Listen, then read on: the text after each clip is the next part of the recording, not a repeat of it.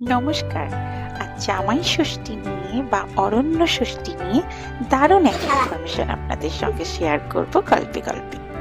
আগেকার দিনে কোনো মেয়েকে বিয়ে দেওয়ার পর যতদিন না সে পুত্র সন্তানের জননী হতে পারত, ততদিন সে তার বাপের বাড়িতে আসতে পারত না।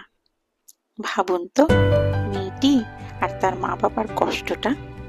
পরে সমাজে এর জন্য একটা রীতি প্রচলন হয় যে জ্যৈষ্ঠ মাসের শুক্লা ষষ্ঠীতে মেয়ে তার স্বামীকে নিয়ে তার বাপের বাড়িতে নিমন্ত্রিত হবে। আর ওই দিন ষষ্ঠী দেবীর পুজোর আয়োজন হবে পুত্র সন্তান লাভের জন্য।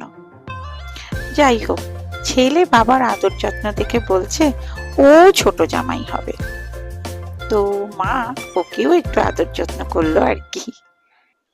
ভিডিওটা ভালো লাগলে একটা লাইক করে দেবেন। সবাই ভালো থাকবেন।